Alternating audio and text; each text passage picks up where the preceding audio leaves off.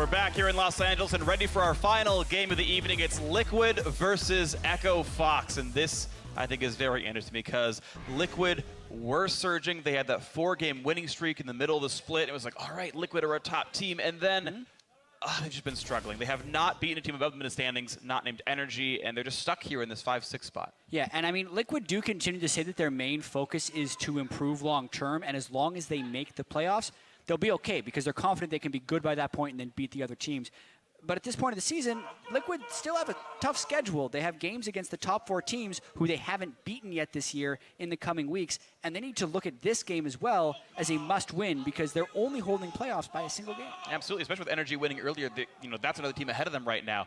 Now, of course, you talk about the other squad against them, though, and it's Echo Fox, and this, I think, is a super important week for them because Liquid right now, as well as Energy, are like the bar between the top teams and the bottom teams here. Echo Fox, they won the last 2 in a row, but now here they face one of these playoff teams that proves that they are deserving of the top 6. Yeah, it's a big hurdle they need to have, but Echo Fox do have a lot of momentum. They got their full lineup back and went 2-0 last week, and this will be another incredibly important game as Fox looks to continue their climb.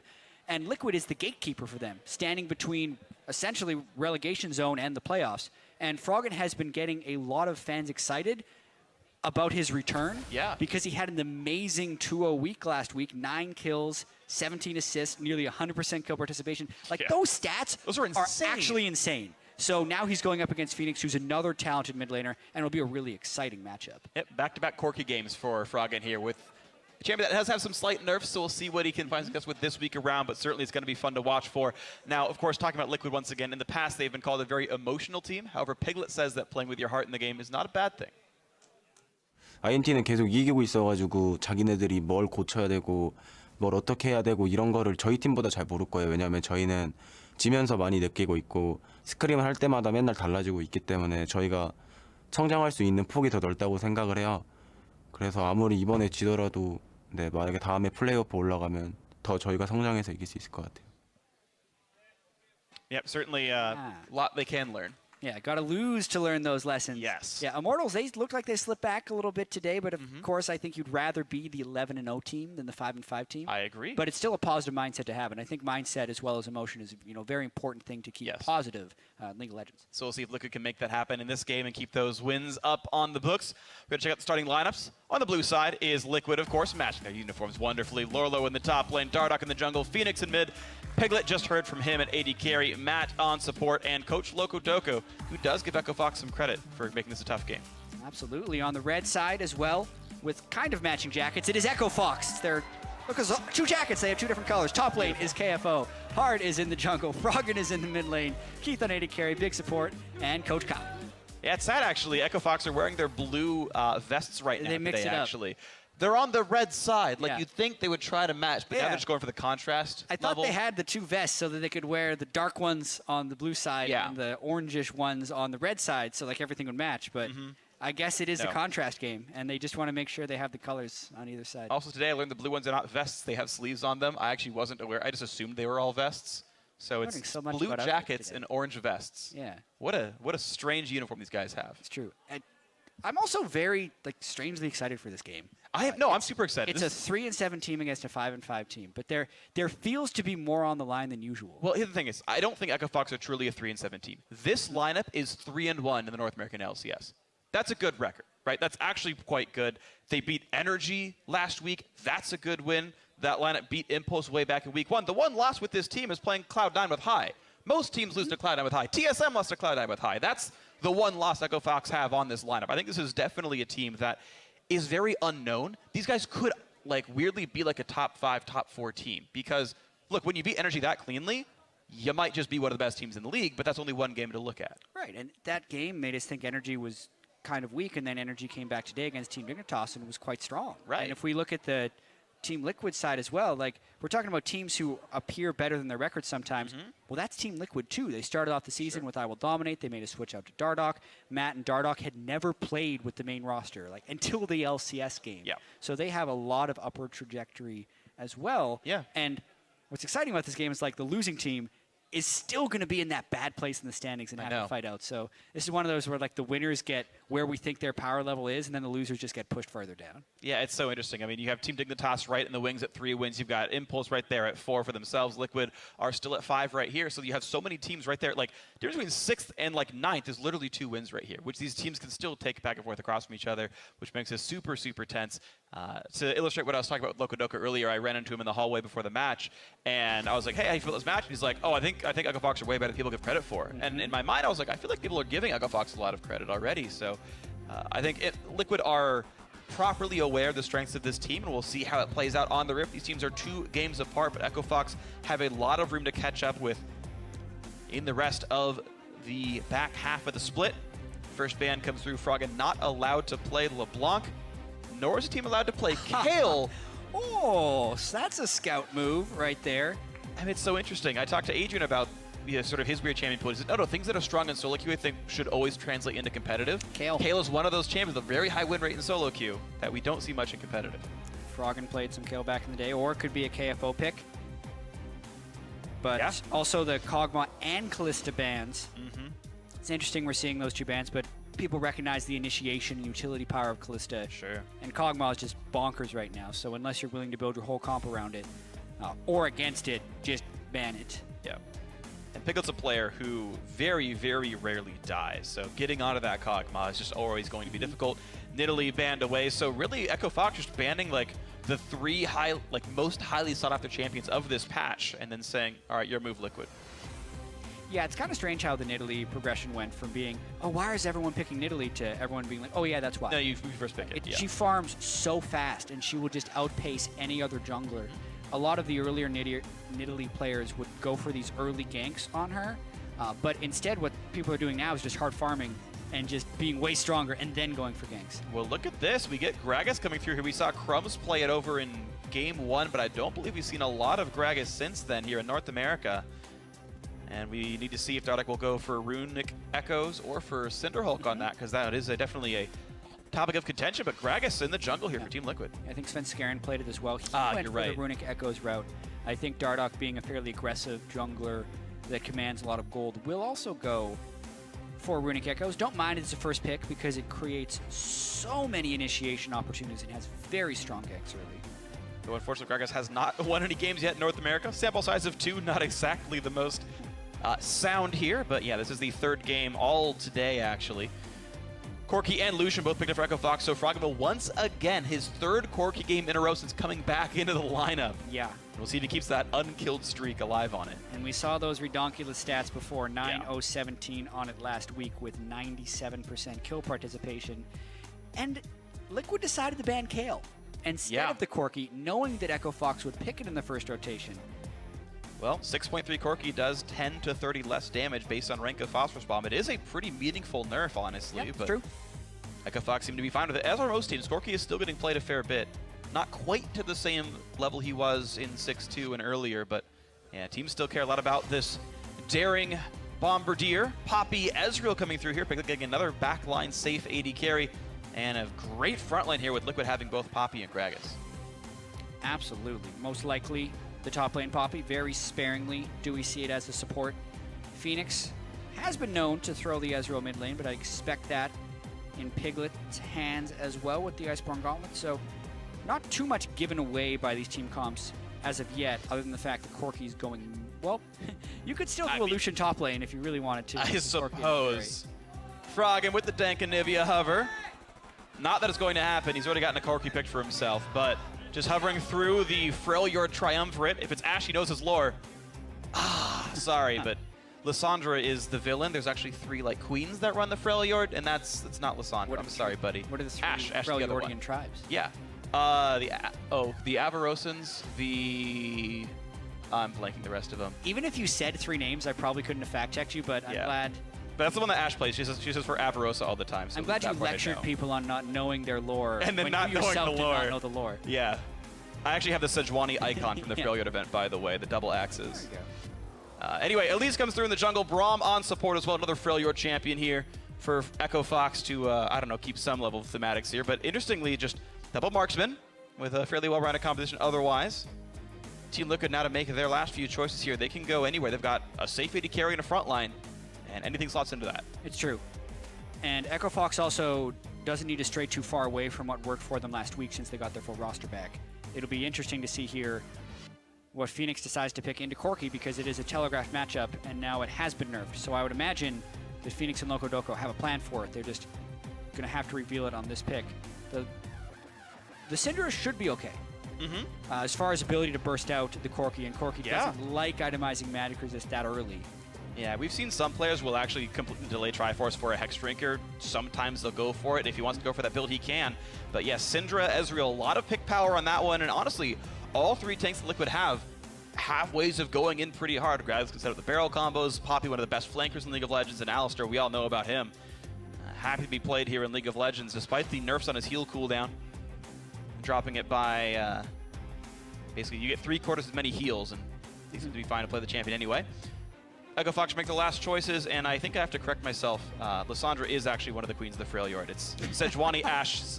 It's Sejuani Ashe Lissandra. Anivia was a red herring for me. It made me miss track.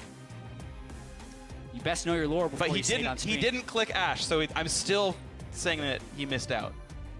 So the Nautilus top lane is something we saw a ton of in the European LCS. Yeah. Actually, some Thunderlords decree top lane. Really? Nautilus. I did not see that. That was perplexing to me, but it created the burst a little bit. They could trade a little bit harder in lane. I was expecting like Grasp or Strength or Bond. I think Grasp is much any better. of those things, but nope.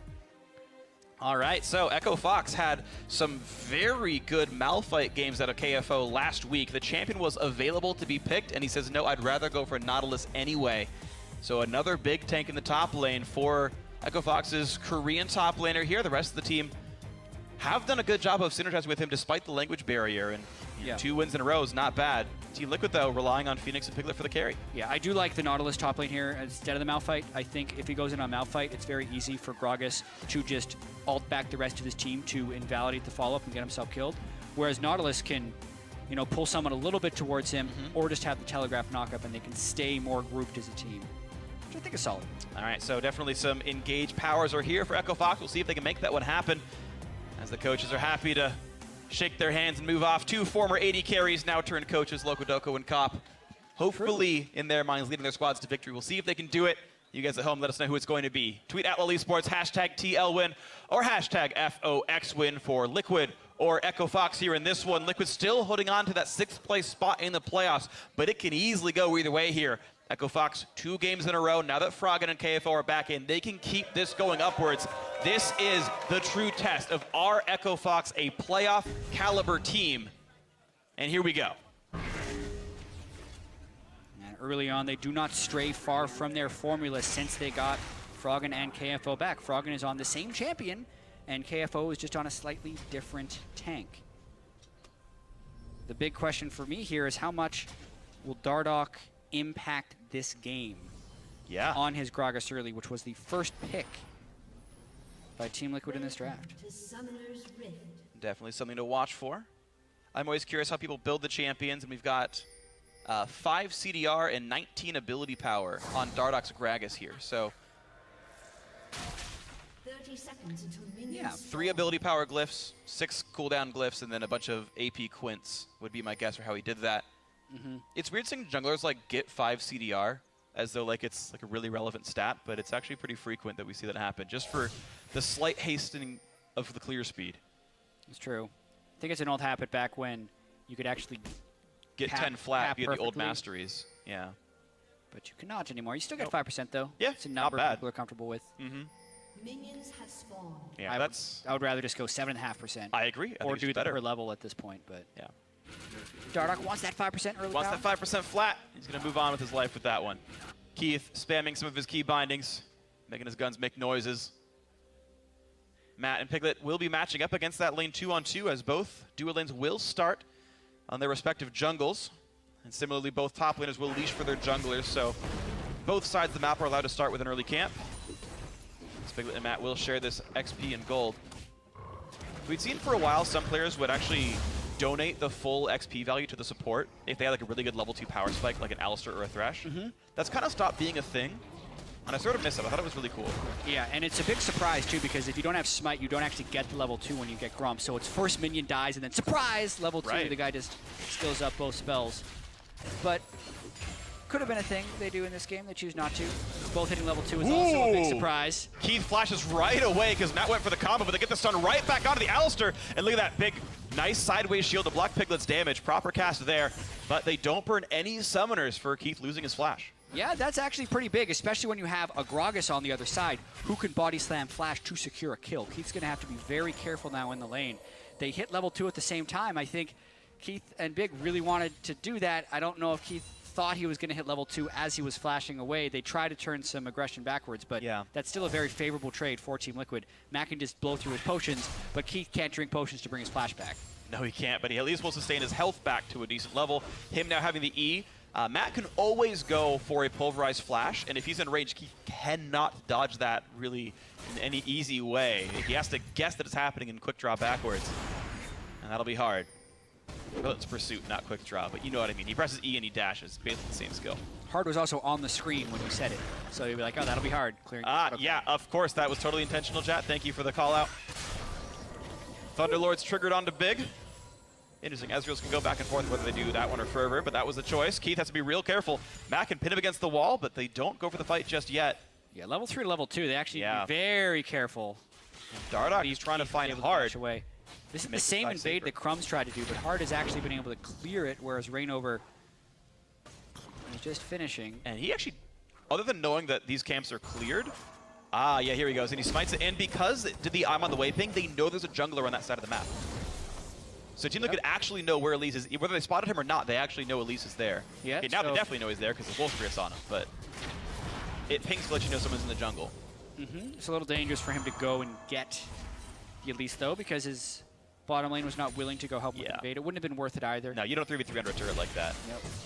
But if Hard weren't there, that could have been a turret dive in the making, and Keith could have died. So Hard was on the correct spot in the correct time to keep his bot lane afloat there. You see the farm trading pretty close to equal. In fact, Keith holding a small minion lead. Yes, that flash is down, but he's got 3 minutes till it's back, and otherwise up 3 minions here.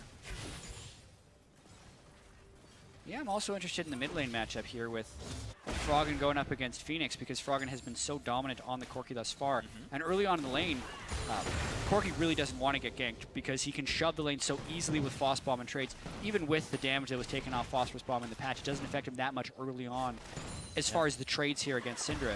Yeah. So, very good job by Froggen so far. Super solid. Even if Phoenix picks up all 5 of these CS, it's still going to be an advantage for Froggen.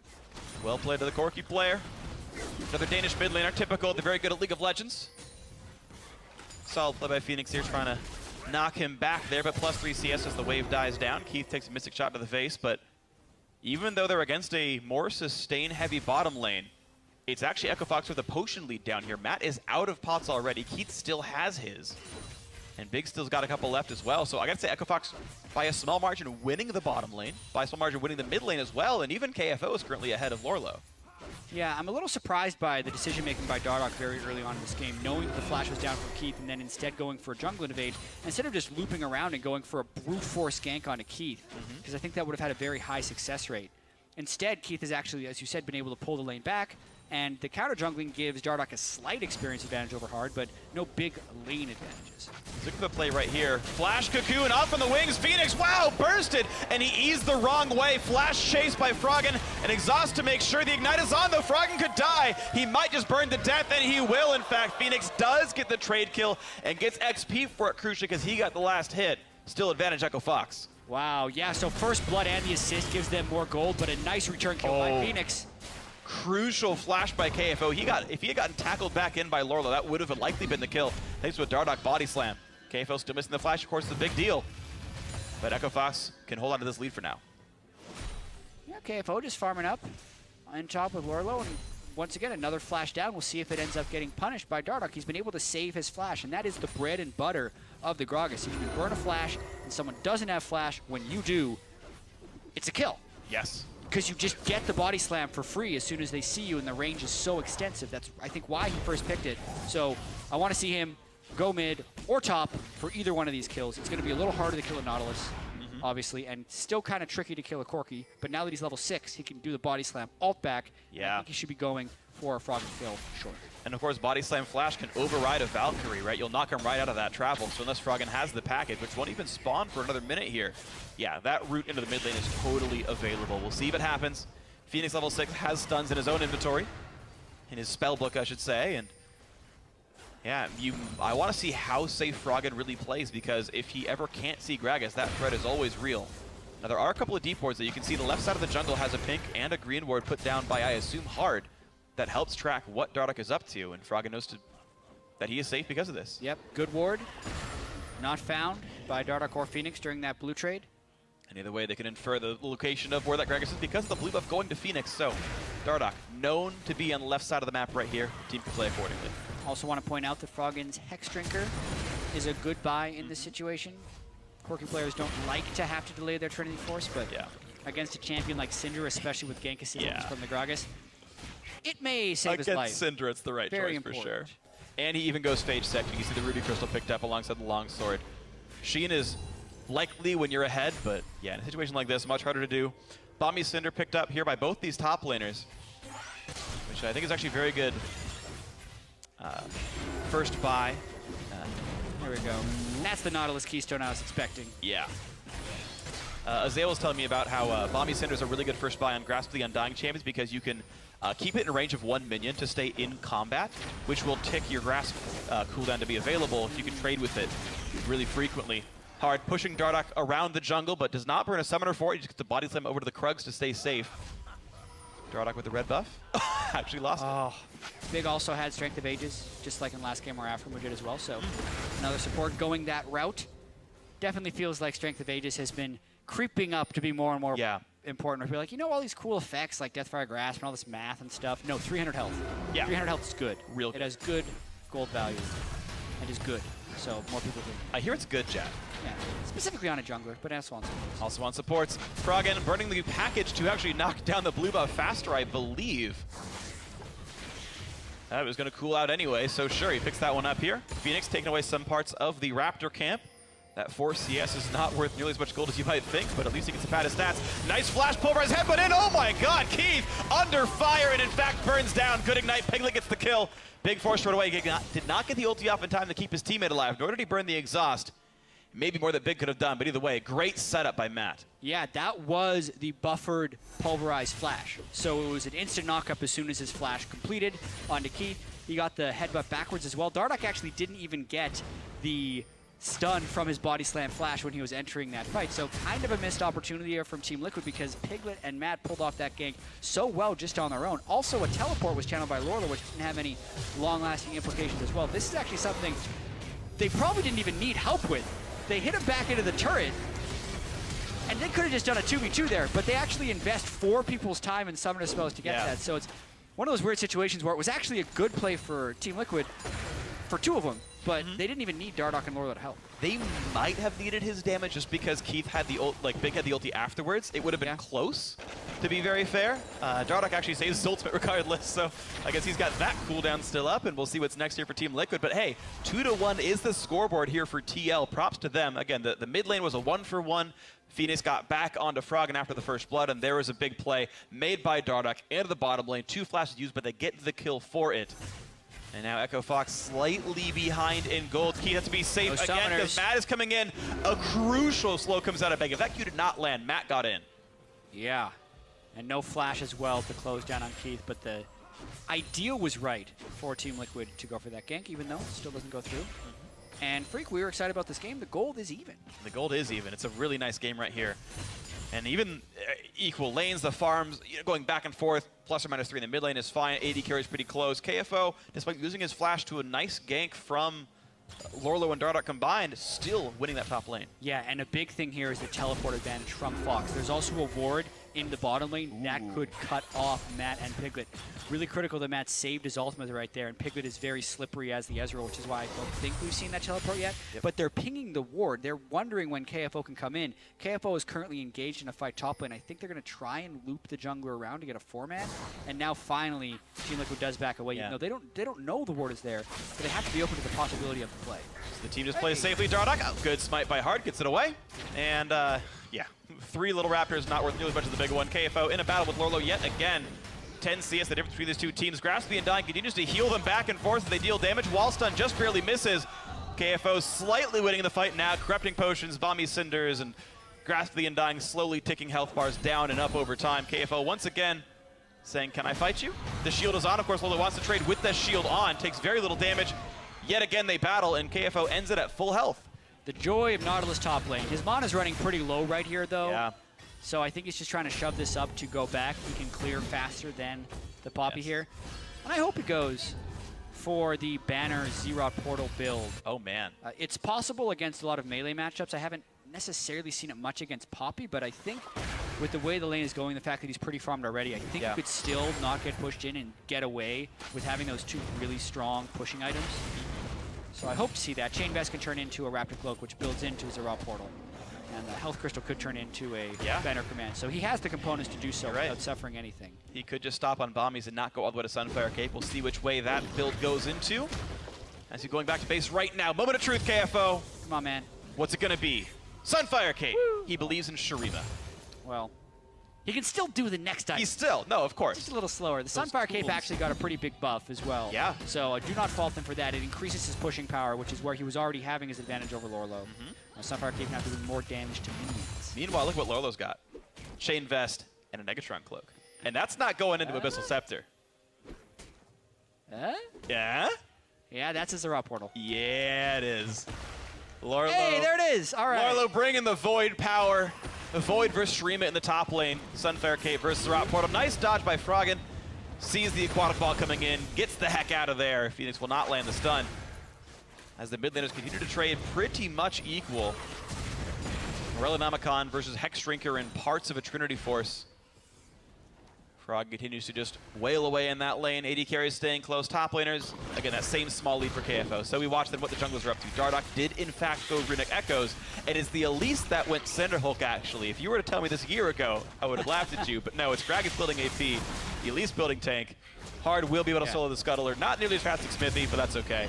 Gets a buff. We're going to have a really tanky team on Echo Fox's side, and I don't mind the Elise going Cinderhulk against a Syndra specifically, just so he can't get bursted down in the duration of a stun. And I'm sorry to those people that watch like a ton of League and have seen Xerath Portal a bunch, and we've actually explained it a lot because every analyst who sees Xerath Portal is like, I have to talk about Xerath Portal. Yes. This is my first Xerath Portal game. Okay. So I do want to talk about the pushing power it has, especially when combined with Banner, and how it can actually be used to stall the wave. And it's specifically good because when he puts it down, KFO doesn't have a way of really going to kill it. Even if he put it in the middle of the lane, it would take so much time for a Nautilus to finish off the Xerath Portal. The Lorlo would be able to get a teleport off without losing lane pressure. But Lorlo actually put it back in the lane, so it's not really doing that much, and KFO is neutralizing it currently with Sunfire Cape. Yeah, the minions actually lose percent current health every second, and so the farther away you place it, the more injured those voids spawn get, the less well they push. Lorlo putting it in a very safe place means they're going to be very injured if they're ever halfway across the lane, but as it stands, it does keep the lane pushed at least a little bit here. KFO just kind of trading equally, Sunfire Cape versus Voidling minions, and worth pointing out that when the Void Spawn kill a minion, you get the gold. You do not get the XP, nor does it trigger Strength of Ages. You actually don't kill it, you just get the gold. It killed it. So in case that ever matters, you can actually miss out on stacking Strength of Ages via that. KFO kills away a pink ward. He is still the one pushing faster thanks to Sunfire Cape doing that much more damage here. And we still have a very equal game, as the only real major pickups have been the fact that a Rift Herald got picked up by Hard. And otherwise, they're just looking for cocoons and not finding them. Of course, Team Liquid's still stacking up. Piglet had finished Mana Mune very early on. He actually got that before Sheen. So he can trigger that very easily by just auto-attacking, getting the mana up in. He's still just farming up as fast as possible. He's at 440 out of 750 before he turns that into a more mana. These lanes going, these are the standard lanes, but we're not seeing incredibly aggressive ganks. Hard and Dardoch are giving each other a lot of counter gank respect thus far. Up by Matt. Yeah, Keith, knowing to respect some of the damage, actually makes Matt burn the ulti for casting his own. Piglet wants back in though, thinking, hey, you know we can do the damage. There's a TP flank coming in. Dardoch's there as well. Big ult to try to get him away. And here comes everyone else. Lorlo into the back lines, dives the turret, gets the kill, just like old Poppy can ignore turrets and kill people by herself. Now the ulti comes in from KFO, but there's just no damage to follow up right here. Locked up, nice ulti back by Dardoch, who saved the cooldown. But now Lorlo on the wrong side of the map had to come back through the jungle, gets picked off by Frog and Hard and Co. And it's a 1-for-1. Everyone else walks away. Yeah, 2 fights actually ended up erupting at the same time after the initial Keith dive happened because Lorlo had gone past the turret. And then KFO, even though he looked like, well, he's so foolish, he's going for Piglet, he was really stalling so that the rest of the team could kill Lorlo. I think that would have been, that was a bit of a miscommunication. Nautilus not just going for the guy as well. Yeah. But it ended up being okay because he is so tanky on the Nautilus. Standard lanes, KFO has actually been playing a fairly lane-dominant style with the Sunfire kit. Yeah. Instead of going for the ban or Zarot rush, which is more of a split push, join your team style. So when he does actually join the team, he's really, really tanky. And it works beautifully for him, so KFO continued to do quite well. Picks up a second Chain Vest for himself now, which maybe he goes into the item. We're just going to keep doing it. Could be Thornmail as well, of course. We're going to keep looking. Yeah. I'm actually a little confused by why Fox went so hard here because there's still no eyes on Dardoch, and it's been a while since Dardoch has ganked, so he would have a body slam flash available. As soon as Matt lands the Pulverize, it's on. Again, Dardoch doesn't actually utilize his flash optimally. He flashes early just to get in range of the barrel. Yes, Lorlo was able to get the kill on the backside, but then KFO comes in, essentially zones everyone else off from Team Liquid who could have gone and helped Lorlo. And nice juke there on Hard with his repel onto the Poppy ultimate. They finish off Lorlo while KFO was able to stall just long enough. Yeah, he 1v3'd and tanked a Gragas ulti and still walked away with not too many injuries, really. Armor still intact. The Nautilus, who's 40 CS up. Can't feel too bad about that one right here. Hard to clear the jungle as best he can, but trading that pretty equally against Dardoch. Echo Fox and Team Liquid still the same gold. Yeah, and how long it took KFO to die there is kind of a preview for the rest of the game here if you're Team Liquid. Piglet is going for an Iceborne Gauntlet Ezreal, which is slower kills than normal. It's still very powerful and probably the best way to build Ezreal, but you're not bursting people out quickly. Right. Then you also have a tank Elise who's going to be on this team. Braum is going to be very tanky, and Syndra's some AoE, but mostly single target. It's going to be very hard for Team Liquid to kill everyone, and if they do, they will be long, drawn-out fights. Guess what Hard's flying? Oh, he has a Raptor Cloak. Probably an Ohm-Wrecker. Yeah, I think Ohm-Wrecker. Ohm-Wrecker. I mean, it does build from Ruby Crystal as well, so you can go up into you know, that item if it goes for Kindle Chemical. They should go double Zarot Portal, put one in 2 different lanes. Why not just get as many Zarot Portals and Banner of Command minions as possible to make the split pushing even more devastating? So we're going to see how many minions both these teams can spawn right here. KFO once again in battle with Lorlo. Voidlings, of course, do ignore champions, so we can just walk right by those and keep trading on. Dardoch getting slowed down by Big.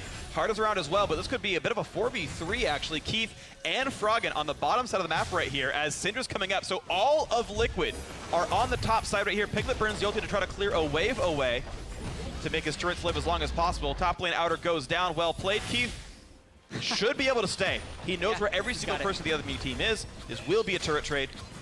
He should be able to, but the question is, should he stay? Should he have recalled? It's definitely smart that he finishes that off, but now Team Liquid trying to push on the other side. The minions are gone. Yeah. The KFO wave clear is very real.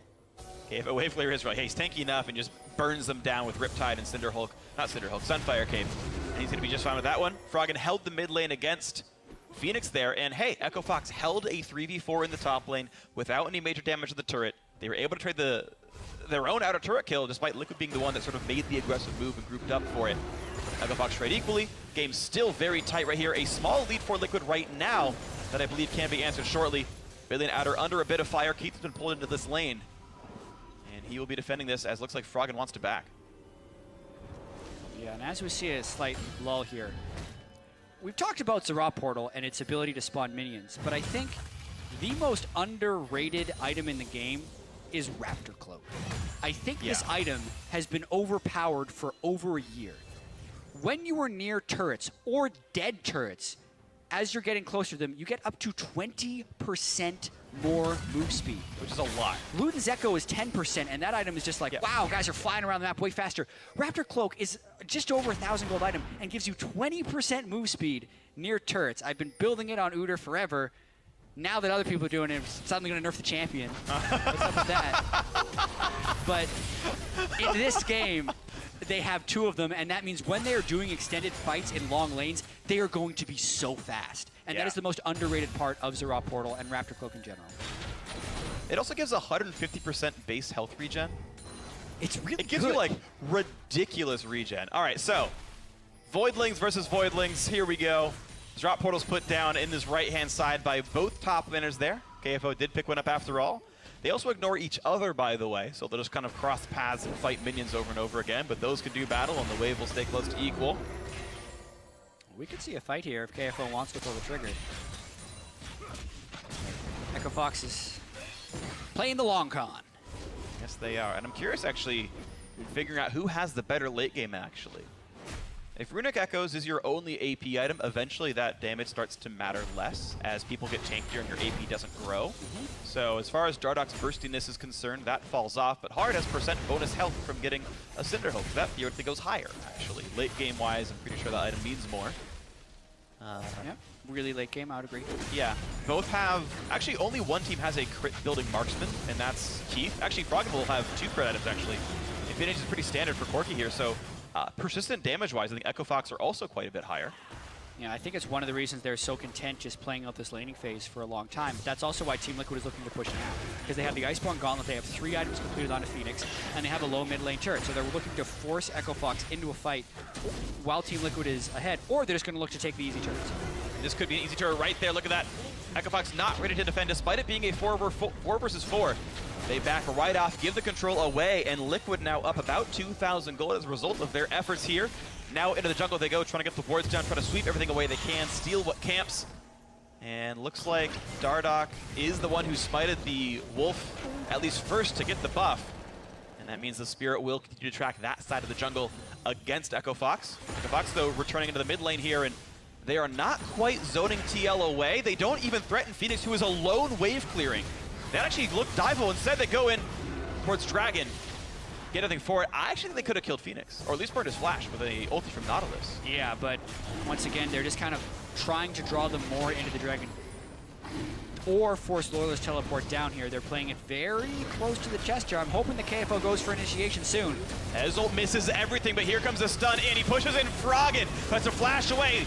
Poppy into the front lines as well, but they keep trading. Battles back and forth. Keith is now safe, but look at that damage on a Phoenix. The Cinder's been picked off. Dardoch dangerously low as well. The tank line still holds, but Larlo running the back line, throws the buckler, can't get the damage, and actually will not kill off Keith. Echo Fox only lose 1, they kill 2 off Liquid. And like we said, these fights are going to be brawls. There's a lot of tanks and not a huge amount of damage that's going through here. And the Dragon was actually participating pretty heavily in that fight. He probably did more damage than some of the champions in this fight, but even so, what a close battle, and I think we're going to be seeing more of that. Big props to Echo Fox for forcing the teleport, absorbing the teleport as well, and still getting more kills plus the Dragon. So teleport advantage, kill advantage, Dragon for themselves as well. We can watch that fight one more time as Matt tries to set up on a Froggen, who's able to flash away. Yeah, Keith was zoned out by Lorlo, but he decided to go a little fast. And the Nautilus ultimate actually hits through all of Team Liquid. And now it's all about how much can KFO stall with his 280 CS on Nautilus versus how much can Lorlo stall against Keith and the rest of the team. It's really just 2 super tanks trying to dive through. Lorlo doesn't finish a kill on his side. KFO does die on the other side, but because they're able to focus Cinder at the start, it's a 2-for-1. Yeah, Cinder got killed right at the start. Both top laners did die. A clutch exhaust at the very end by Big kept the buckler toss from killing Keith. Oh, man. So that was super close. Phoenix brings the wolf to help kill the blue buff. Yeah, that'll work. And that will be blue buff dropping. Did you know when Syndra throws red or blue buff with W, she actually has minor buffs to that throw of the spell? If you throw the W, it like is a 1 second. If you throw a blue buff, it has like a 1 second shorter cooldown. If you throw a red buff, it like burns things it hits. I actually did know that. Yep. But thank you. Yeah. I'm glad the answer was yes. I was actually on like the Cinder pod for playtesting back when the champion was being made. So that was I was in the development phase of that. Really part of your job knowing that one, yeah. I'm glad we got a did you know that we could actually both agree on, instead of me like floundering around and failing most of the time. Did you know? I'm not sure. Yeah, But- I've had a really bad hit rate on Did You Knows. I'm really sorry about that, guys. I'm normally way better at this. Don't worry, I'll pull up something obscure for next tomorrow's show, and it'll blow your mind. All right, sure. Sure. Looking forward to it. Yeah. I wouldn't be casting with you. But it's okay. Back into this game, though. Echo Fox 4-4 in kills. Team Liquid, though, are the team with the lead. They've had a better job of controlling the map. They've got 3 turrets to 1. Yes, they're down 2 dragons, but that's not taking up all that fast. I don't think Liquid have to be that afraid of what the dragon buffs are doing. Lola once again battling with KFO. Voidlings running back and forth, crossing paths. They ignore champions as well as other Void spawn. Yeah, and it's Really so not much to do. hard for these guys to hit each other's Zerat portals because they have a lot of health, actually. The Lorlo Zerat portal is at 1,000, as is KFO's. Yeah, they're hard to kill. And you can't crit them. They count as buildings, much like turrets. So even marksmen aren't the best at killing them off. Did you know that Graves' buckshot does not hit more than 1 bullet on his rot portal? No, I didn't. I'm actually not sure that's true. Exactly. That's why we can't work with That, I didn't even mean to troll with that, but I know Mrs. Ward's doing that, but I'm pretty sure Mrs. Rot portals too. Actually, I'm almost certain that's true. I'm almost certain that's true. We got to stop this, man. I know. I'm really sorry. I I do don't have mean to to be point bringing it out- off topic. 327 CS for KFO. He's getting extra Yeah. credit for the The- Zerat portal yeah, guys. they count. But that's going to be an Uh-oh, horrendous Froggen. fight. Ooh, that was clutch. He does become immune to knockbacks while using the package. Does get away. Lorlo in the front lines. Drawdock around as well. The knockup goes into Phoenix. Can they force down the Syndra? No, she kites back safely. Meanwhile, Lorlo did kill off Keith. So Marksman missing now for Echo Fox. And now KFO is isolated 5 versus 3 with the rest of this one. Echo Fox have to run. Peglet misses another true shot barrage, but still a 2-for-0. Great for Team Liquid. Yeah, Lorlo did a lot of work in that fight, getting straight onto Keith and blowing him up. I'm not sure if Keith actually had his heal to stall more time, but he dies and now his heal is up. So we're going to be able to see that in the replay, and they turn straight for Baron. Still a little bit risky. Froggen can poke with missiles, and Team Liquid is low. They're really low. You've got to be real afraid of this They one. A have flash Gargoyle. body slam comes in. Darda gets some damage, but doesn't get anyone into the fight. Froggen dangerously low. Hex trigger pop big. Also almost dead. He's buying some time. Larlo's going to pick up that kill. 3 kills in total now for Team Liquid as a result of all this fighting, but they will not get Baron. Echo Fox will run away while getting chased. I think the plan the whole time there for Team Liquid was to bait the fight because Dardock had flash and all up. Lorlo's going for the move speed. Where's the Valkyrie? Has to cast it that way because he's going to get cut off by Alistair. Gets plenty of damage on Lorlo thanks to the Valkyrie damage. Matt is still on the way over. Froggen, will he turn it? Nice turn away by Matt. Stays alive. Got the heal on Lorlo, get the assist anyway. Well played by all of Team Liquid. A 4-kill trade, actually, all said and done. Great job, Liquid. Yeah, Buckler to the face at the very end, and just a long, extended fight there where they were able to come out on top. It all started, though, with the attempted initiate onto Pickup, but the counter teleport comes in from Lorlo, and KFO comes in as well, but he's a little bit later. And just look at the work Lorlo does on Keith. Gets the wall stun, hits him with a bunch of damage. Pretty much just Lorlo soloing Keith amongst the whole team. Yeah, just kept chaining everything together, and KFO just couldn't hold the front line long enough. Echo Fox not able to really use the package slow. They all tried to go forward right after Froggen had just packaged out, special delivered out of the fight, and wasn't there to deal the damage when KFO got the knockup on a Syndra, and they weren't really even there to peel the Lucian that well. Yeah, and also as far as the double Zerat portal, Echo Fox has never had the position on the map to really take advantage of the split push, and they also haven't given themselves any banner of command minions. Yeah. They didn't do the full combo. They're pretty much just building these things to be annoying and give them move speed near turrets, but I think the combination of the banner minion plus the Zerat portal is where you really see the true power, so they're not, I don't think they're actively getting everything they could. Yeah, and right now it's both top laners and both junglers who have built Zerat here for themselves. Double Deadman's plate here on the Echo Fox side, so they can certainly run really fast. They can try to get these picks, but yeah, these minions are being traded fairly equally here. The lane's staying pushed. It's kind of interesting to see how their builds are progressing, but they push on towards the next phase here. Baron being started again. Yeah, Froggen was down on the bottom side of the map, and Team Liquid is looking to burn through this Baron pretty quickly. Echo Fox looking to stop, though. And here we go, damage on the mat. There's the knockup, hits 2 from Braum, and the disengage off of Baron, who is hitting the backline of Team Liquid. Phoenix down to only half HP. That's not good on Cinder, who's got no flash. She's immobile. She can be killed. And they're going to just settle for blue buff here. picked up safely, but of course Echo Fox now first to the mid lane, Alpha pushing Liquid away. Yeah, I think that Baron's going to cost them the mid lane turret. They were not willing to go for a smite trade, and they also did the safe disengage off instead of trying to go hard in with a Gragas ultimate. I do actually have to credit Vig in this game. He's had a lot of shields that stopped Dardoch from being able to hit people back with the Gragas ultimate. So there have been a few opportunities where he could have gotten it, but most of them are because Vig is blocking. This is dangerous. Dragon number 3 for Echo Fox. They will get it, but here comes the re-engage. Goes in for KFO. Not the best target for Lorlo. Matt also injured. I believe he's missing the ultimate, so he goes down right away on Alistair. That is not a tanky cow. And the knock-up on the Phoenix. The flash route for KFO. That's a 2 for 0, and they can continue. KFO is tanky. He wants it. A Dardoch cocoon landed from hard. Ping on one side, but he's not going to stop this. A great anchor toss by KFO means that's 3 kills off the third dragon. And now, what is the pick for Echo Fox? The 5 versus 2. Right now, it's mid lane tier 2, but Baron is up, as is an inhibitor turret. It's all a snowball effect off the attempted dragon from Team Liquid, where they burned too many ultimates and got caught out. So it's taking a dragon, it's the third. And now they're going for the mid lane turret. Okay, they are going to go for this extra turret right here. Another tree chop barrage comes across, and look at that, it's too much damage. Hard's on the wrong side. He had to flash to get away. A miscommunication. Echo Fox biting up more than they could chew, tried to take a turret. They've pinged onto Baron, but they've taken so much damage, they have to walk away and heal up in time to not lose out. Piglet nearly killing him off. Lorlo actually might do so onto KFO. He's got the shields. He puts the portal down. Whoa! Piglet picked off in the backside. Keith and Froggen make that happen. Finding the trade back into KFO, but I'll take 80 care for top laner any time of the week. Wow, this game got a little bit crazy. I want to see how Piglet got picked off by Froggen and Keith. It looks like Froggen just flashed on him. Probably a package gang. Flash exhaust. Yeah, he's going to lock him down. Exhaust. He did a lot to try and kill Piglet. Overall, a missed opportunity, I think, from Echo Fox. When they killed 3, I think they could have turned straight to Baron and then worried about the turrets later with their really massive tank line. So we're going to see the dragon fight here. And Matt was playing as if he had ultimate when he really did not have it. He's never been stunned anyone. He's walking back and forth, getting chunked. Really low. He gets probably not a synchro. And at this point, there's no front line for Team Liquid.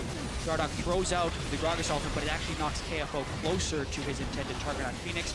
And here the damage is just not enough. Iceborne Gauntlet is good for kiting, but without the combined power of Syndra to deal damage, it is going to continue to chase down on the Dardoch, and that's how Echo Fox picks up 3 kills for 0. Here's where I think they should have gone straight for Baron. Instead, they got 1 turret, half another one, and traded kills between top laner. All right, so that was the trade right there. And we're going to see what's next up. Randuin's Omen going to be picked up for KFO as the next item here. Of course, that is an item that got some buffs in the previous patch. And even though he's only against like 1 auto attacker here in the Ezreal, there's a lot of stats on the item now, and in fact, now he has access to another AoE slow after Riptide to just keep people in place. And KFO's Randuin's Omen will be pretty useful, I should say. We can watch the back half of that. Yeah, so Piglet arcane shifted forward. Yeah, Valkyrie exhaust. Froggen didn't have the package up. It was just a Valk over the wall, and then he has the exhaust so he can 1v1 people like Piglet at this stage of the game. Get some help from Keith at the backside as well, who I think actually picked up the kill. Yeah, I think Keith got the last hit on that one, but it's really interesting, actually. I don't see a lot of exhaust Corki, and the more I watch Froggen play with it, the more I'm like, this is a really smart idea. You can go for the 1v1 dives via package or exhaust, but you can also just not die to a Zed or Syndra by exhausting their all-ins. And I wonder if we're going to see more of this over time. Double exhaust, I think, is one of the most underrated summoners in League of Legends. Yeah. So many supports would like rather run Ignite. Matt's running it. I've seen Janna's run Ignite because they just want that damage, and I really think exhaust is underrated. But the Ignite gets the kills in lane sometimes. Yeah, that's useful. Yeah, it is. I mean, it can be. It can be, to be fair. I agree with double exhaust being super, super powerful. In this context, it's somewhat clutch, but it's not like there is a Zed where the double exhaust would be super, super good. It almost feels like both people are just taking it because that fits what they want to do. The Spiderling versus the Void spawn is great. Hard's like sitting there hitting this rat portal, and like Lorlo's gaining gold as Spiderling's dying. Yeah. But it works out. Hard doing quite well, 0-0 and 6. He's, I guess, the betrayer from MI6. Spoilers to GoldenEye. But Hard. Boo. Yeah, I could have been delivered better. I'm sorry. 9-8 in kills, though. Liquid and Echo Fox, 200 gold apart at 34 minutes. Super, super close game. Yeah. See what comes up next. It is. It's great. This is what we were expecting, actually, as far as a close game between Echo Fox and Team Liquid, and it's actually happening. I think it's a huge boon for Echo Fox. These guys are good. Yeah, of course. And they're playing this really heavy tank composition, and it looks like now there's a lot of fog of war on the map. I'm hoping that Echo Fox looks for a force, and they really just need to be able to kill Phoenix or Piglet, because if they do that, then their tankiness will be too much to take over. And on the same side, if Team Liquid can get a pick on a Froggen or a Keith, the fight's over on that side as well. Absolutely true. And Lorlo, 5-2-2, has certainly been just a hellion diving into the back line and really hurting things there. Matt trying to defend a blue buff. It's pretty hard to do. Okay, Smite, but hard to make sure it goes over to him and not anyone on Liquid. Cocoon on the map, but this team has to run away. They're actually missing a fair bit of cooldowns and positioning here. Good shield by Big. He's been really on point with his Braum shields. It's deceptively hard to do perfectly with those. For whatever reason, I see so many Brahms miss that, and Big has actually done, I think, perfect with Unbreakables so far this game. And there's been a lot of stuff he's needed to block, especially with the Grog Assault being such a key initiation tool. As long as he's not caught in the flash body slam, and even if he is, if Dardoch waits on his ult at all, he can get the shield up. I've been a pretty large fan of Big's play so far. He's been great. You can see the Echo Fox trying to keep the push going forward. This does feel like the team with the momentum. They've got 3 dragons. Guess what? Number 4 comes up in like 30 seconds right now. So there's a lot to keep Echo Fox to want these waves to be pushed in. But right now, Lorlo is splitting in the bot lane up against what I believe is his route portal, but he's getting the wave pushed in anyway. So that's working well for the Liquid top laner here. Pushing that right-hand side of the map. Looks like Hard will be sent over to split against that. His own portal goes down, so these waves can be managed, and then back they'll go. And the way these fights are going a lot of the time is tanks versus the damage dealers. This game will really swing if one of the damage dealers can get picked off by an assassination or a package or something like that. So we have to be very cognizant of the positioning leading into these fights and whether or not Dardoch can catch a Keith or a Froggen, or whether Hard can actually catch Phoenix with a nice Cocoon, because there's no cleanses on the side. There's actually not even a QSS on an Ezreal yet, and no Mikhail. So a catch goes so far if they're able to get something solid. And we'll see that's going to happen here. Interesting choice by Matt. He went for Ruby Sightstone instead of going for Eye of the Equinox. That's so much more common on supports, but looks like he wanted the item active cooldown reduction to make Righteous Glory up more often. So interesting build choice by Matt. We didn't talk about that yet, but I think it's really cool. Righteous Glory here on the Alistar to help those engages come through. 3 tank team, even more ways to come in now.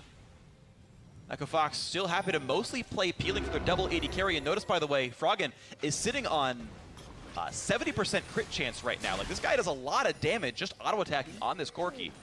It's definitely a champion you have to be afraid of here on this Echo Fox side. It's going to be a lot of damage here. Not to mention all the damage that, of course, is going to come out of this Lucian. And they're really poking back and forth for pole position in this Dragon. Hard has been around the side of the team, was looking for a pick there that may not be followed up. The more poke they can land, the better. Even though Ezreal and Syndra have been near, they don't want to get into Nautilus Salt Ring, so it's really not good poke. And they start the Dragon. This is going to be the fight. Here's the Dragon Blitz. Lorlo's the one on the front line trying to keep the team back. Dardoch wants this one. Here comes the ulti across. Fissure comes in. There's Matt on the front lines. Great block again by Big. Refusing to let ultis go past him. KFO knocked up. Dropping right back down to the ground. Now Lorlo taking plenty of damage. Matt's ulti is gone. This could be the re-engage Echo Fox swap, but first Lorlo comes in onto KFO. A lot of damage. Out goes the Nautilus, but Dardoch does go down. That kill goes over to Froggen. A second kill for Keith, and they've knocked down the second tank of the lineup. It's now only Lorlo who is tanky on the squad. Liquid have to run away just barely. Echo Fox's tanks stay alive, and they will get Dragon number 4 now. Woo. Old school team fighting right there. Frontline tanks just outlasting people sometimes. Matt's Alistar ultimate was great for the 7 seconds it was active, and then it wore off, and they were still fighting. These fights are so incredibly long, and Echo Fox is just outlasting with the sustained damage we talk about. Double marksman, Corki, and Lucian is more sustained damage than Blue Ezreal and the Syndra. They win that fight, now they turn for Baron. Well, a chunk comes in. Lorlo and Piglet want to stop this attempt. Oh, big damage. Hard gets a spite, and here's the ensuing battle. Piglet dangerously low thanks to KFO, who just sits in the front line, absorbing skill shots. Big stun from Phoenix. More slows come in. KFO gets the shield, and he will still drop down to Phoenix, but a trade back. Keith gets revenge on Lorlo. A 1-for-1.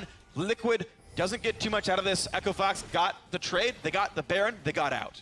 Yeah, and big moves across the board. They have also kind of shown that they have a slight edge in these incredibly chaotic team fights, and the Baron stats could push them over the edge. We're going to watch this Baron tango at the end here, and Lorlo and Piglet are looking pretty strong, and it's a very aggressive move out of KFO to go for Piglet, whereas he doesn't see Phoenix. And this is another example. Lorlo is distracting everyone, so KFO has to take the free hits of Piglet and Phoenix.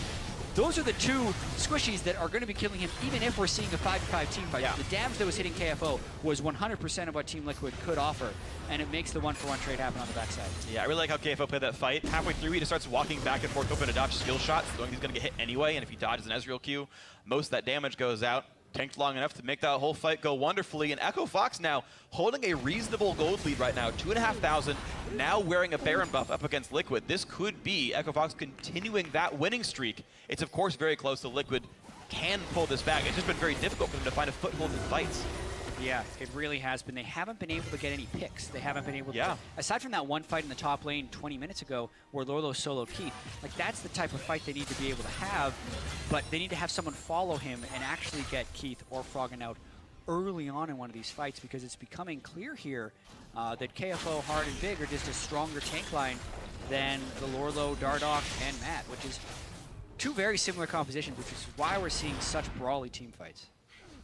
Hard wants to delay this, and he will give blue over to Froggen's Corki. He's going to feel good about that one. Void Staff now done, which is the correct penetration item, by the way, on Corki. I've seen people go Last Whisper. That's not correct. You do well more than half magic damage on Corki.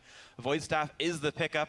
Also going towards this Maw of Malmortius. You see Keith already has one. Froggen's getting one because, again, I mean, he had Hextrigger for a long time, but again, Syndra is the reason these picks would happen, and now all of Echo Fox are tanks or Marksman wearing a Hextrigger or Maw. That whole team is able to survive Syndra in some way, and you're seeing these picks are not happening. But at the same time, if Phoenix lands a good amount of AoE or uses an ultimate early in a fight, which is actually what I think he should be doing in this team, just to spray a group stun with his E, he's still going to get a lot of damage out. Yeah. That's the way you turn Syndra into like a late game team fighting mage. Yeah, you basically move old people from range. It feels like. Yep. Because the fight's going to be long enough that that setup is okay. You can have Yeah. like 5 or 6, you know, he just have 3 or 4 orbs down from Q spam, Yeah. ult someone, and then just woo 7 orbs into the other team with stuns. Yep. Definitely can be very scary. So Echo Fox needs to watch out for some of what Phoenix can do. Fox take a slow road around the map, actually. They couldn't knock down top lane tier 2. They try for mid, but Keith runs into an Ezreal Mystic Shot and loses a third of his health from a single spell that has a 2-second cooldown. Yeah. Keith, beware. Very much so. And look at that, Liquid right back on the aggression. They are never saying die here. They're happy to keep playing aggressively. Matt on the front lines, Lorlo and Dardoch right beside him. And here comes the next attempt for a push. 44 minutes in, almost here. Liquid right on the doorstep of mid lane tier 2. Ooh, a stun on a Froggen. Yeah, very hard to actually push down that turret, though. They're just kind of getting the map position so they can start getting wards in the Dragon area, because that Dragon stack is building up. Unless they really think they can get more work done, since they did have an Elise back in base, but really, I think they should just pull back to get some vision control in the Dragon area. Because it's in 1 minute and 35 seconds. That would be Dragon 5 for Echo Fox. And we really haven't touched on it that much, but the Dragon was changed. Buffs 2 and 4 are different on this patch. Dragon 2 gives you a true damage burn, or not, it's a magic damage burn on turrets, and Dragon 4 makes turrets do less damage to you, 20% so. Yeah. If you get the 5th Dragon, as well as getting Aspect in the Dragon, it now doubles these new buffs. Right. So you'd be taking 40% reduced damage from turrets, which is really giving you lot. the ability to sit in a turret and really just tank it because you have Aspect of the Dragon. And the pushing continues here as Banner of Command was picked up for Hard. We're at full build already for KFO. Full build for Elise now includes Banner of Command here. And the Frozen Heart will finally be coming in for Big. There's really only one attack speed focused champion, and even then it's kind of nebulous there for Piglet's Ezreal, but Frozen Heart will still be the next pickup for Big, who of course has fully stacked that Strength of the Ages a long, long time ago. You're seeing more than 4,000 health on KFO now. That shield is actually worth 800 points on an 18-second cooldown. Yeah, and the big thing about that actually is he has 350 armor as well, so the effective health of that shield is over 2,000 just from physical damage. Yeah. Thank you for Ezreal. There is a Lord Dominic's regards. Yeah. Surad Portal, also the best item in the game if you're just looking for straight resistances, or tied for the best. 120, you get 60 armor and 60 match resist. Yeah, same as GA, right? I think GA is that. It might be a little bit lower. Oh, you said tied first. What's the other one? It would be GA if it's tied. Okay. Got a fact check. It's okay. Did you know?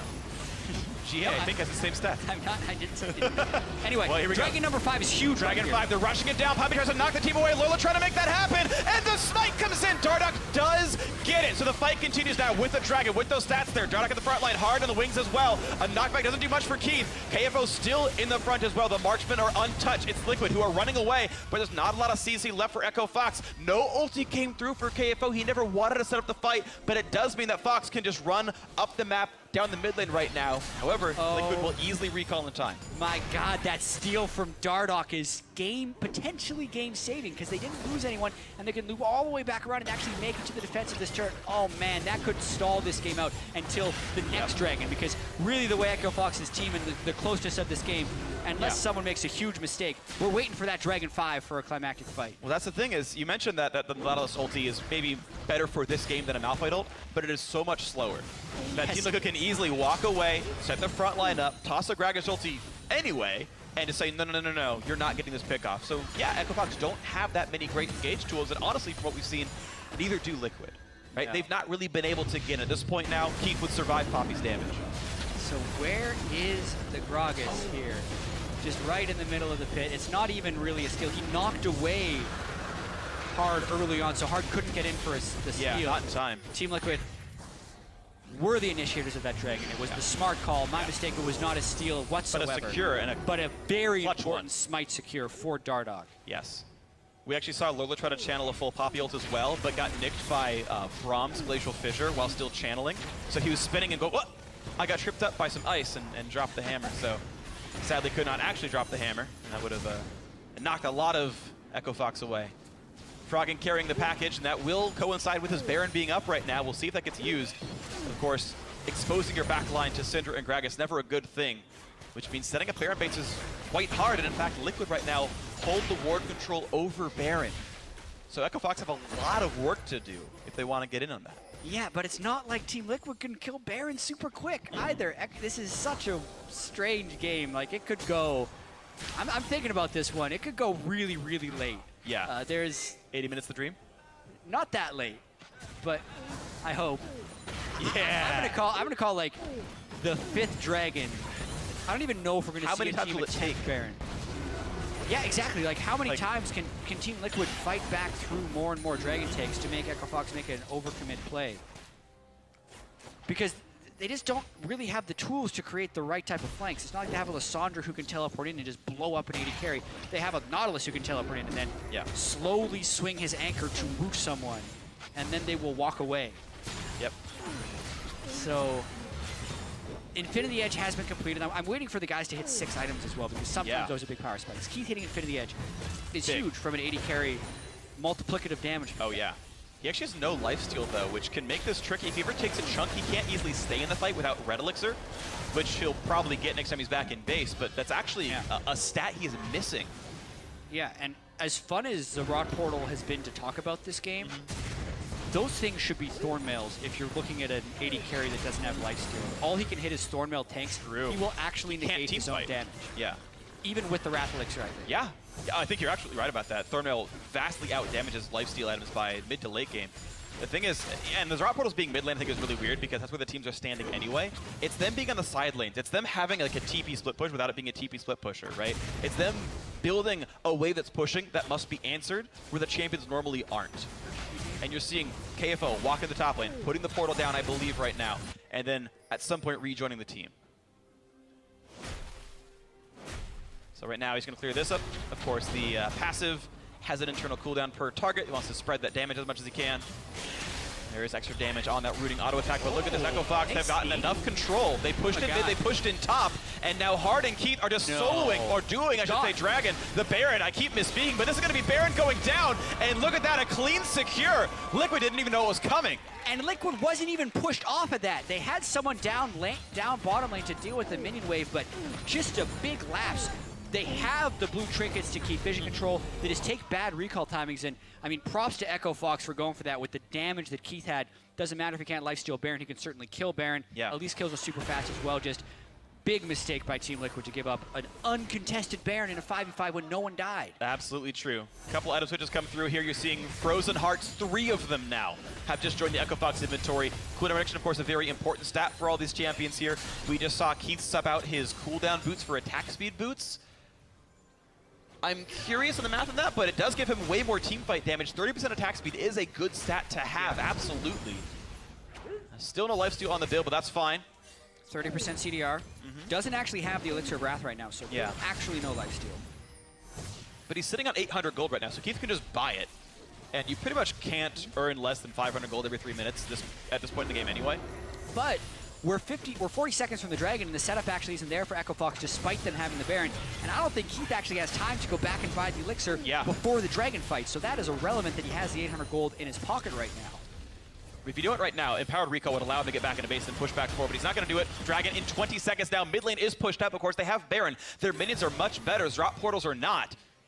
18 seconds, 17. It's still ticking down. Dragon's going to be up, and Echo Fox are there first. All right, Echo Fox was smart there. They used the Baron-empowered minion threat in the mid lane to think that they were going to trade an inhibitor for the Dragon right there, and that gives them position to get wards in the Dragon pit. But it also doesn't mean...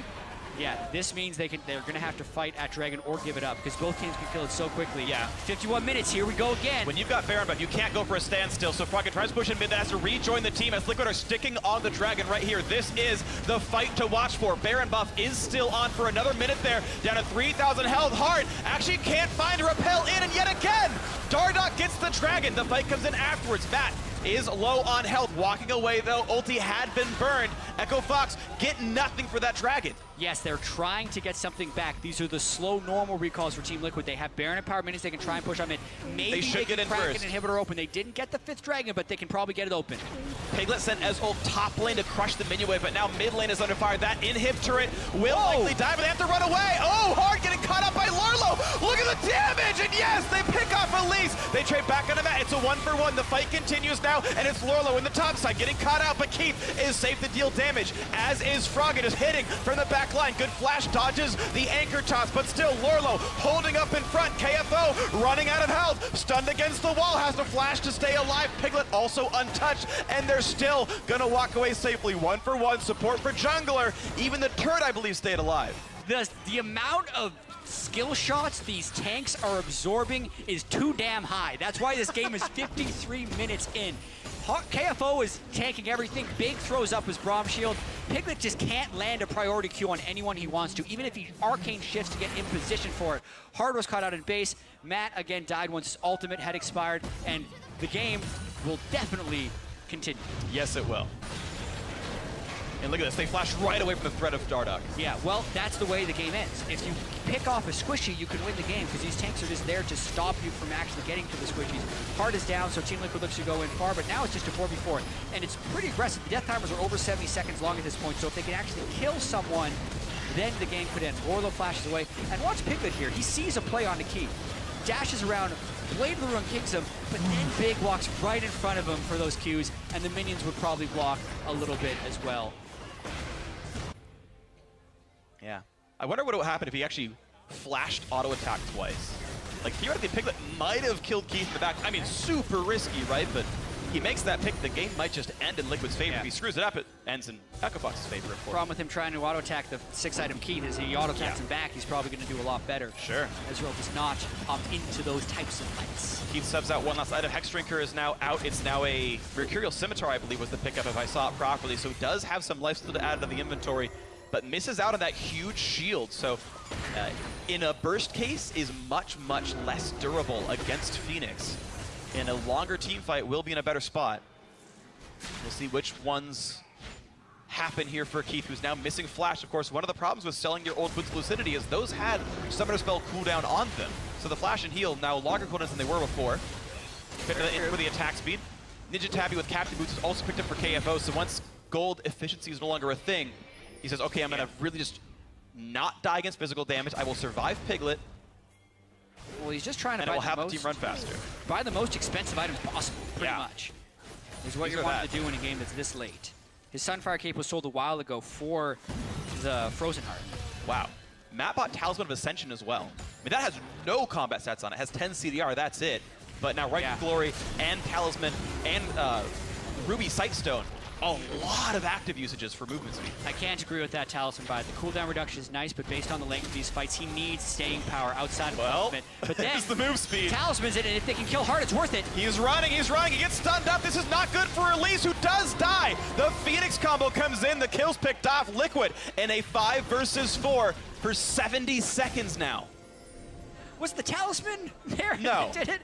Or was it hard? That was a nice pickoff by Team Liquid regardless in 60 seconds without one takes, but Piglet gets chunked down. Ooh, a lot of damage. Piglet has popped now his Hex Drinker shield. He can lifesteal it back with his Blade of the Ruin King, and the team is letting him get the attacks in to get the health back up there. Mid lane tier 2 under fire. That's going to be seeded by Echo Fox. You have to give that one away. And the siege continues now. 20 seconds to the next menu wave. It's pretty far away right now. All Liquid can do is poke, and there was no reason to take free damage. Nice job by Big. Sees the ulti coming in, puts the shield up, blocks it away.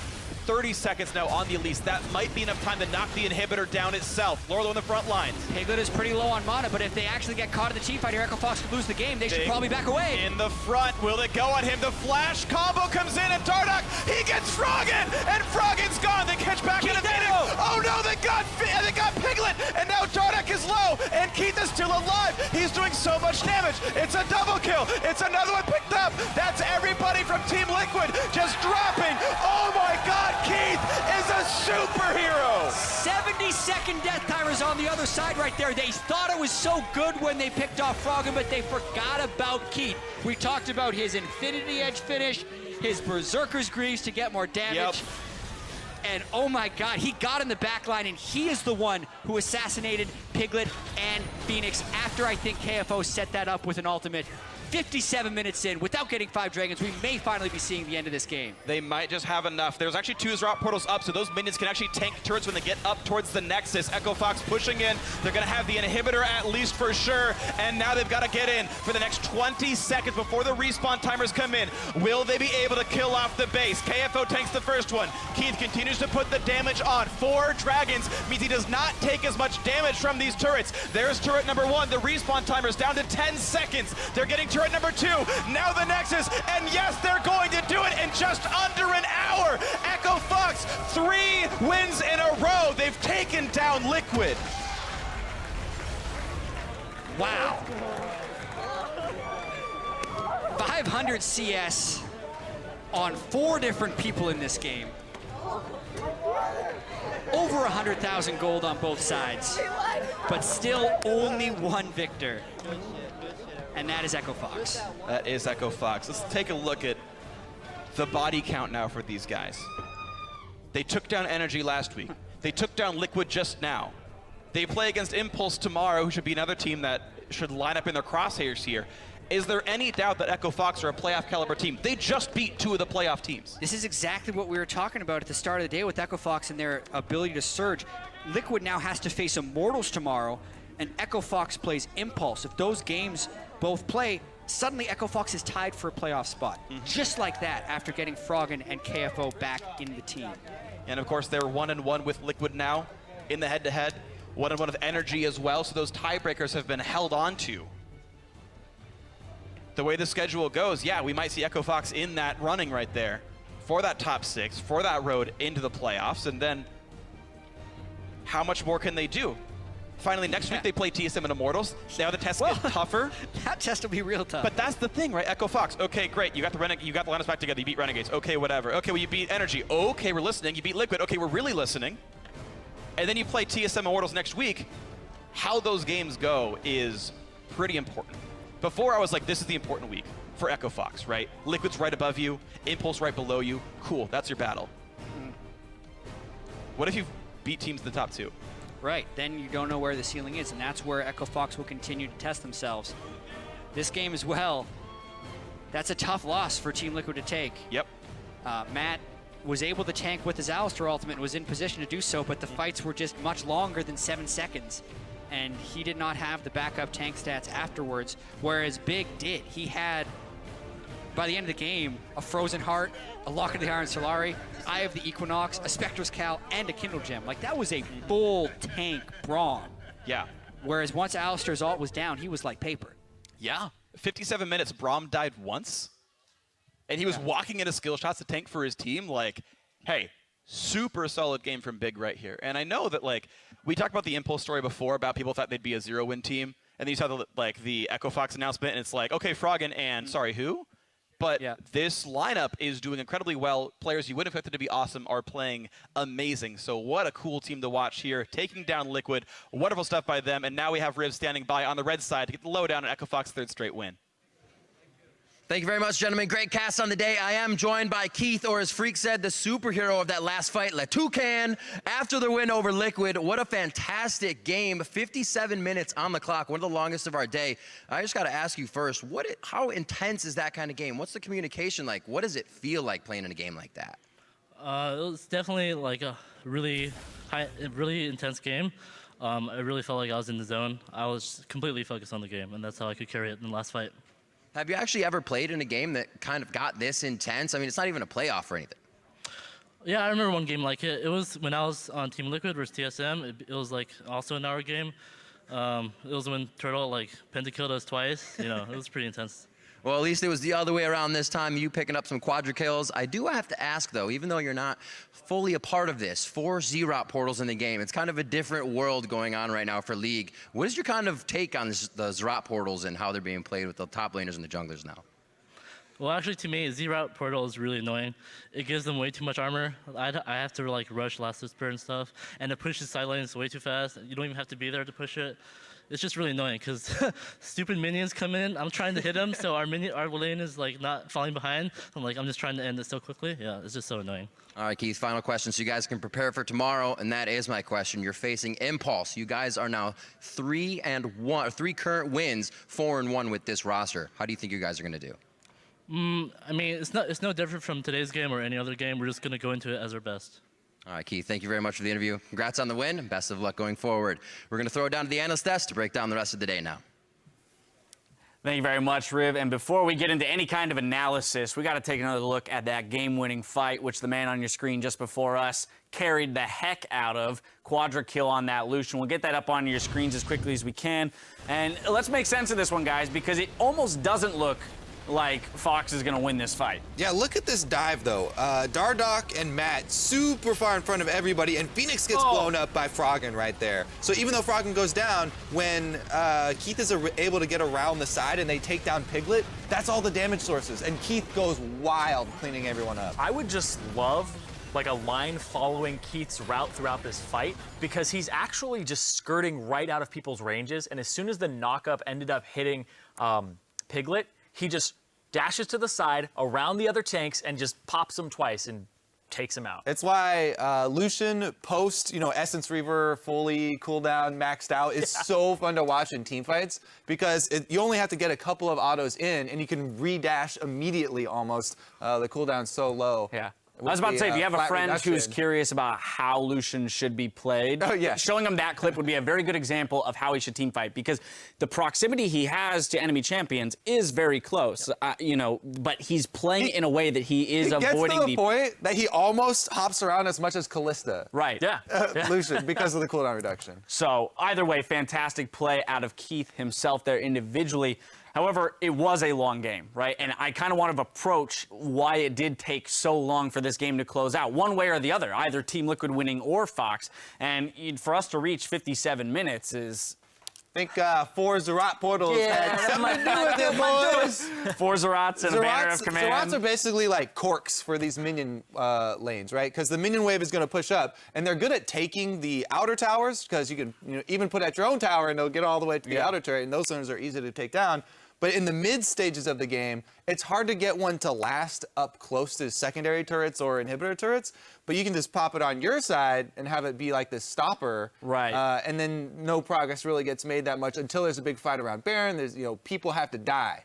Yeah, it ends up stalling these minion waves out. And the other part of it is, if somebody goes to clear that wave, you actually get more time because they clear that wave. Then they have to go clear it all the way up to the portal. And then they have to kill the portal, which has like 2,400 effective HP.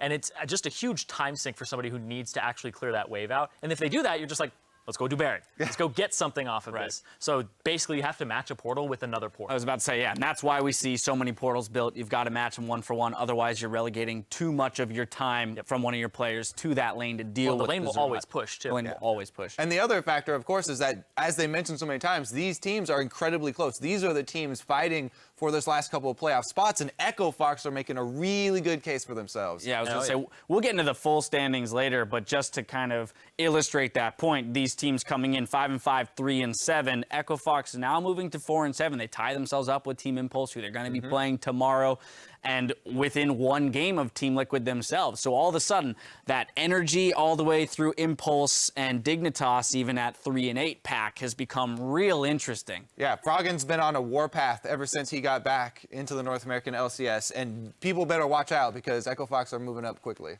Right, and that's the next thing I want to hit is let's talk then about the success of this team, because we have so often looked at Froggen. He's the guy who's got to do it. He's got to play something like Cassandra, who can really, steer the team into the engagements they needed. Well, he plays Corki this time, and he takes a little bit more of a back seat to people like Big and Keith. Keith needs a duo. Keith does need a duo. But I can see you wanting to get in on the big point. I think Big played a phenomenal game here. His Braum, his shield blocking was so good throughout this entire game, blocking Ezreal ultis and setting up fights, only having one death and soaking so much damage here. And I know that Big, he's actually credited as being the shot caller of this team. And I got to talk with Froggen about it, and he's like, Big is actually teaching me a lot and has impressed me on this roster because people really underestimated this guy, and he brings a lot of game knowledge and leadership. And Froggen's actually taking cues from him now because he's never had to be a leader. Yeah. 1-1-15 though. Kobe hates him. He's not a good support. He took one kill somewhere. So Kobe, oh please, we've been over this with Adrian. When Adrian had the 1-1-50 or whatever, you're like, nope, not the perfect support. Yeah, but me and Adrian have an understanding. Oh, okay, all right, I see how it is. Big caught so many ultimates though. Not only like Ezreal, Gragas, he was everywhere. Multiple person ultimates with his own, playing that shield very well. We saw multiple times body blocking, key skill shots to keep people alive. So overall, relatively impressive play here from Fox. 3-0 now after they have their full lineup back in. I think for the most part, you can kind of chalk up the length of the game to the items that were bought and forgive some of the slow-pacedness of the game. Anyway, fantastic win there for Echo Fox. After an exciting day of games, let's check out the standings to see how our teams are stacked up. Immortals are in first place, but there's a three-way tie for second between Cloud9, Counterlogic Gaming, and TSM. Then it's Energy Esports in fifth and Liquid in sixth, while Fox continues their climb up the standings to tie Impulse in seventh. Rounding out the standings, we've got Team Dignitas and Renegades. We'll be right back here tomorrow, though, with special guest analyst Dyrus to help us break down another day of LCS action, and it starts off with Renegades taking on CLG. Then Team Dignitas will go up against TSM. We'll conclude Week 6 with our match of the week as Liquid looks to stop the Juggernaut Immortals from grabbing their 12th straight win. And keep it tuned right here immediately following our show today for the latest edition of the ULOL Campus Series. Tonight, we've got a Midwestern matchup as Ohio State takes on the University of Illinois. Once again, I'd like to thank Azael for sharing his insight with us today. And now for myself, the casters, and the entire live broadcast crew, thank you for watching, and we'll see you tomorrow.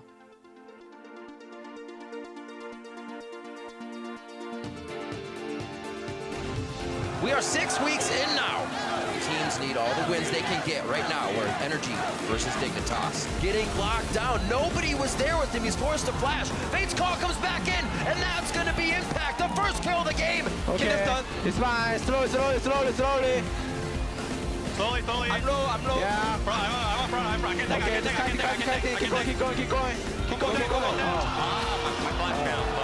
Energy Esports takes down Team Dignitas. We can go back. Go. There we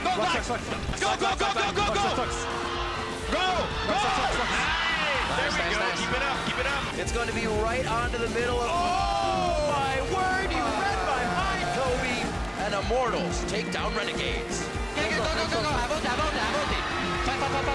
wanted you. Go. Yeah. You good. Got you, buddy. Damage is absolutely huge from Balls and the rest of the team. They are shredding Team Solo Mid right now. Bjergsen. It's him. Oh, wait, Up. Kill him. Nice, it's only pumping. Double lift, he's getting too close. As soon as Fenscaron and Yellow Star went in, that was it. I don't know what we're thinking. Cloud9 will be grabbing a share of second place. Another kill for himself, a 2 for 2, but here comes another tackle. Is that going to be a third for CLG? Fang flashes, takes the javelin, Smithy takes him down, and there's the game. CLG in second place. I'm probably the best Lucian player on this team. No, wait, there's a lemon. Look, there's a lemon. You see that giant poster over there? That's a lemon nation. Oh, sweet. What's it say? Slay me. Slay me. Jesus Christ. Matt also injured. I believe he's missing the open, so he goes down right away on Alistair. That is not a taking down. And the knockup by the Phoenix. Lash combo comes in, and Dardock, he gets Froggen, and Froggen's gone. They catch back in a